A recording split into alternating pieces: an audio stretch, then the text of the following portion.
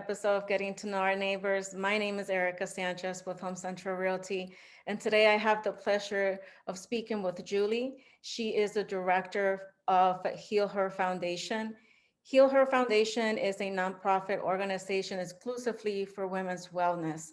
It provides a place where women can find resources and also support from other women. So I'm excited to share the work that she's been doing so far. And let's get started. So, Julie, thank you so much for taking the time to be here with us today. How are you? I am well, and thank you for having me. We were talking a little bit about what Heal Her Foundation is, but can you give us another description of the foundation? Okay, the Heal Her Foundation is a women wellness organization, started in 2015 by by me. And actually, the reason why I created it is to give women a safe place to come together, to Mhm. kind of like put our issues on the table and figure out what we can do to get past different mental stagnations in our life.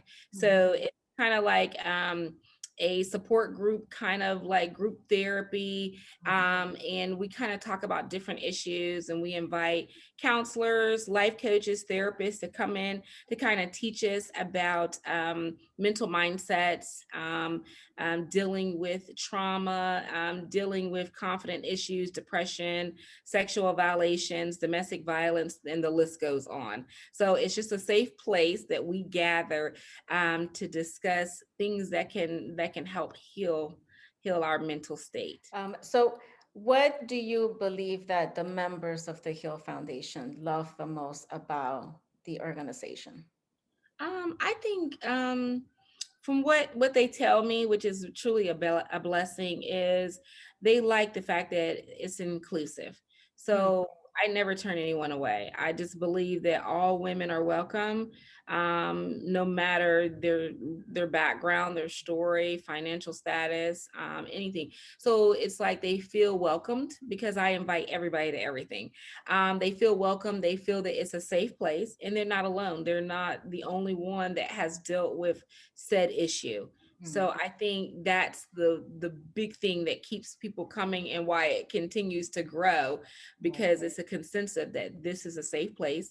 All women are healing, and I'm going to learn something to help me with my Right. mental stagnation. It makes you be a part of something that's bigger than than you are, and so it makes it to where I will go to find to speak to these women, and I am not only going to find healing, but I'm also going to find support, but I can also be a support for someone else. So it just makes you feel like there's you have a purpose, right? Exactly. And everything you said, that is our whole goal, is to support you. Yeah. A couple of our taglines are healing her heals me too. And because I started the organization based off of my own need of healing, and like I said, with my mother having an addiction issue, an active addiction, and going to AA with her, saying, get with people like you and start your recovery in AA or NA. So I patterned myself to say, okay, get with people like me and start my healing. Right. So that I always say that healing her heals me too. Hmm. Healing her heals you too. Right. Healing her empowers her. So it's a whole thing about supporting each other and trying to find an answer to whatever this uncertainty that you've been feeling, or depressive feelings, or trauma that you may be experiencing. So, yeah, we do support each other. That's great. So you touch a little bit on this explanation that leads me to my next question, which is why did you decide to do this work? Okay, so like I said before, growing up with a parent in addiction is very hard. The feeling of being unprotected, neglected, rejected, abandoned, you create, well, my opinion is you create like what you call character flaws in order to survive. Mhm. So, for me, I created certain personalities in order to what I consider to survive, but it wasn't really healthy. So as I was growing up as a teenager, wanting to be loved, have attention, have friends. I created personals like, people pleasing. I would people please just so you would like me, and then get violated. You know what I'm saying? Or I would self sabotage relationships because I didn't understand how to love and be loved. So there's different things. I started going out, partying, drinking a lot. Making mistakes, wrecking cars. I mean, I started to notice with me, I started to become reckless, and didn't understand. And then I started to have pride issues, didn't want to realize that I had a real issue. And it really stemmed from the root of my upbringing. I had my father, but he lived in another state, had another family. So there was really no support there. My mother, she was trying to figure out her life, dealing with her addiction. So there was really no support there. So I'm a girl out here trying to figure out life on my own, with no one to really guide me. And if you're shy like I was a shy girl. I was really, really quiet. I mean, I was so quiet, people used to think I was weird. They would say, oh, she's weird, she doesn't talk. But I would sit back and I would watch everything and watch everybody, and I seen everything and I heard everything. And I just wasn't an outgoing person, so I didn't know how to ask for help. So I just kind of went along with the crowds, just got into a lot of things. And then finally, one day I said, I am tired of feeling this way. I'm hurting all the time. I couldn't go to sleep at night. I always had to have a television on or radio on to fall asleep, because if I would lay there with myself, then I'm woulda, coulda, thought, woulda, coulda, shouldas, and my mind would, and it would tell me bad things. You're not worthy. You're not good enough. You're not pretty enough. You're not skinny enough. And I started to believe all of that, self doubt, that I was just kind of sinking. And during the times that my mother would kind of get on the wagon and go to AA, I would just be like this little kid in a candy store and like, yeah, we're going to have a relationship and I'm going to, go with her to AA and support her and she's going to get off drugs. And so, that would happen at times, but I was learning as I went to AA, and I said, what the heck? Even though, I have a drug problem or necessarily alcohol problem, I thought the concept was wonderful. What if there was something in the regular world, and I'm not gonna, and please don't be offended, it's not regular world, but people outside of like, AA or whatever, that could benefit from something like this. So that's what that was my concept. And so I started to research, and I really couldn't find anything outside of regular counseling or therapy for group sessions. And I did go to counseling. I did go, and I think it's very important to go to counselor or therapist, but I wanted to be with people who were doing the work. And so I couldn't find any at first, but I'm always researching, studying, and everything. And so I decided to create my own support group. And when I started to tell people the concept of healing her, wanting to put all our issues on the table and let's figure it out, one person, one issue at a time, to see what does it say. There's studies have been done about this and that. Let's go ahead and find these answers. Once I put the concept out, it kind of grew.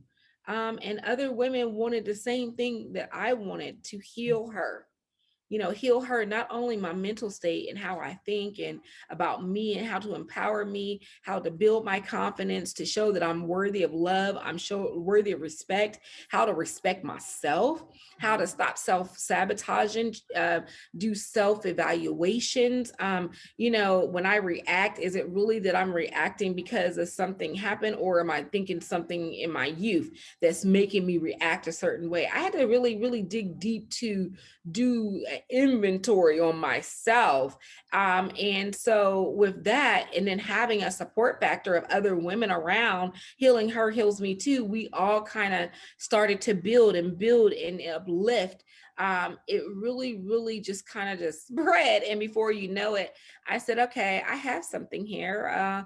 Let me go, make this a nonprofit. And I applied and I got accepted. They thought my theory was good and how it helps with mental health awareness. And it's a part of that kind of, direction. And so is now I'm in my 6th year of, and I'm telling you, I've had 1,000, probably more. I haven't even calculated, over 1,000 women who have come through Heal Her. It's like each one teach her. We all teach each other. I have the ladies get up, they teach a class, like I said, and I have counselors teach a class. I may teach a class. It's like constant workshops. And it's always free for the community. And if Right. you don't have insurance, and some people don't, you can come to Heal Her, because what we're doing is a community service dealing with mental health issues.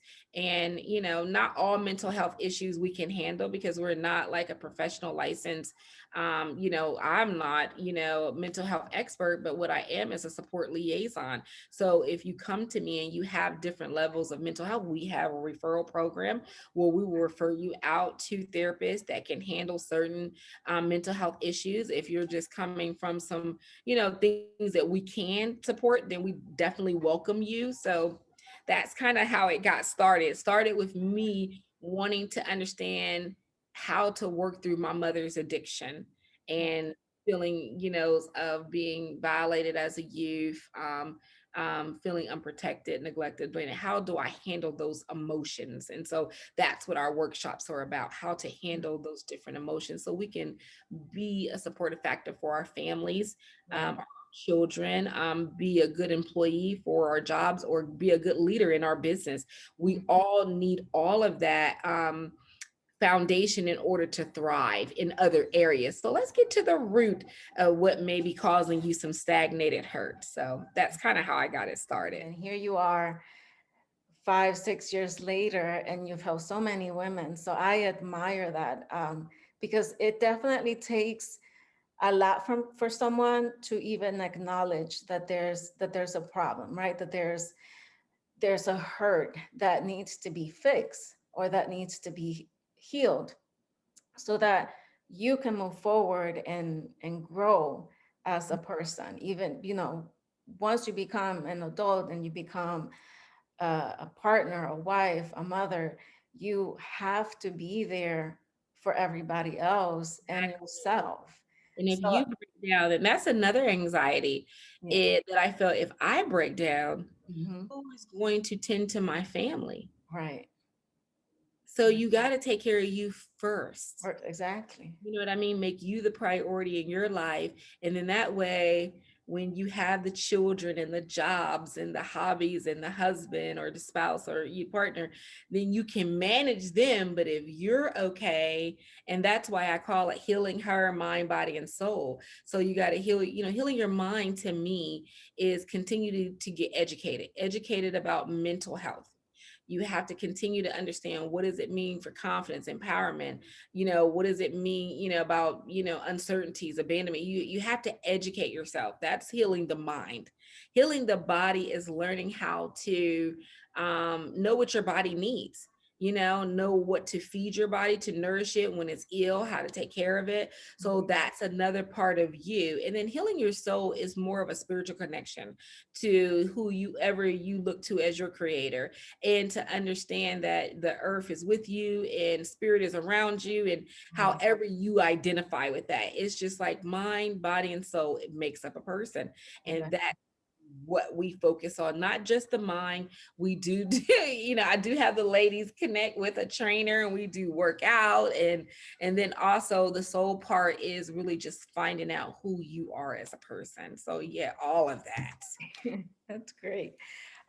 So far in the 6 years that you've been doing this great work, what has surprised you the You most? know what surprised me the most is the mass amount of women Mm, that are dealing with the same things. right.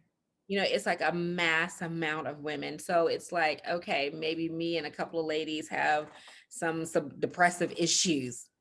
No, it is a mass amount of women. And what I'm saying is, I think that one year, that I had the big conference, and just to see that we had age groups from 18 to 75-year-old women. We had women that were coming from the homeless shelter. Then we had some women executives that are six figure. And it says, okay, so she's maybe desolate, she's more educated, but their hurts are the same. Right.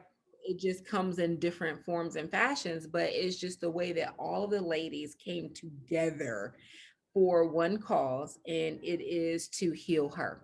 Mhm. So that was like the biggest thing. And then a couple of other things that were surprising when people started to admit things that I would never think that a woman would admit. Yeah. Like I had a woman that came and spoke to us and said, I abused my children. Oh. I beat them with sticks, whips, not just spankings. People get spankings when they grow up, but she said I beat them. Mm. And one of them could have been damaged severely. And to hear her say that, like, you want to get mad at her? You beat your children the way I mean, like, to beat them.